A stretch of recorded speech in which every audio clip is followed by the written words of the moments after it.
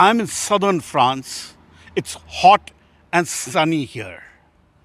France and 6 other countries are together making what would be the world's first reactor where fusion energy would be generated and demonstrated.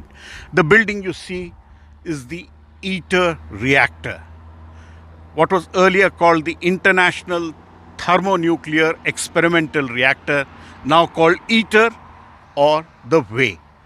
This is where the world hopes to demonstrate how fusion energy could be tapped on Earth. Essentially, in this building, scientists of the world are trying to recreate what happens on the sun. All the energy we get on Earth, all the living things, the way they get energy and how life has formed on Earth is all because of the energy which the sun throws out. And sun throws out energy because of the fusion nuclear reaction. Fusion is where 2 atoms fuse and another atom is formed and the energy is released. In this particular plant, scientists from India, China, South Korea, America, the European Union, and others, essentially 7 partners, have got together. This is only an experimental reactor. This is not going to generate electricity. Electricity would be generated by a subsequent follower of this reactor, which is called DEMO. India is investing big on this reactor. This reactor, India is contributing 1/7 or 1/10 of the cost. And what would India benefit? All the 7 countries would share the intellectual property which is generated here. So India stands to gain by investing 10%, 90% benefits would come about. India is very energy hungry.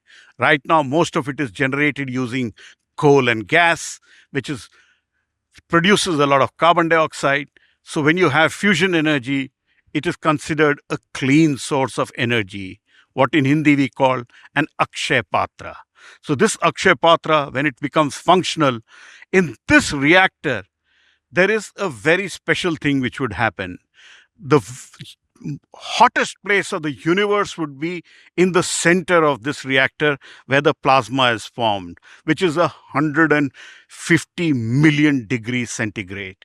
And within a few meters would be one of the coldest places on Earth, which is very close to the 0 degrees Kelvin, which is the temperature of liquid helium.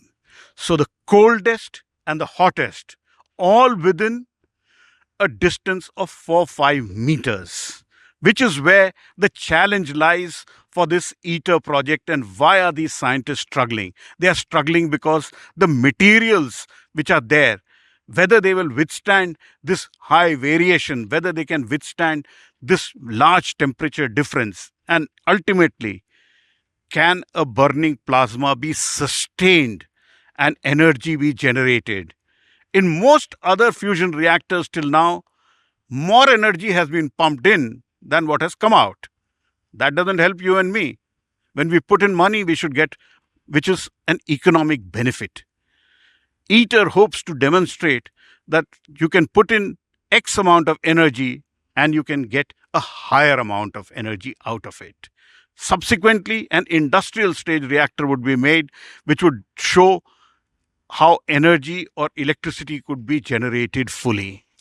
India has supplied one of the world's largest refrigerators, which is going to cool this particular reactor. So the world's largest refrigerator supplied by India, made mostly by Larsen and Toubro. So this is a very important contribution by India. And ultimately, when the entire reactor is functional, do you know what will be seen? Only made in India. Because the rest of the components would go inside.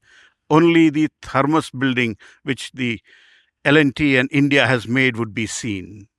So if fusion energy is generated successfully, there would be a big Made in India stamp on it. At Kadash, in southern France, Pallava, Bagla.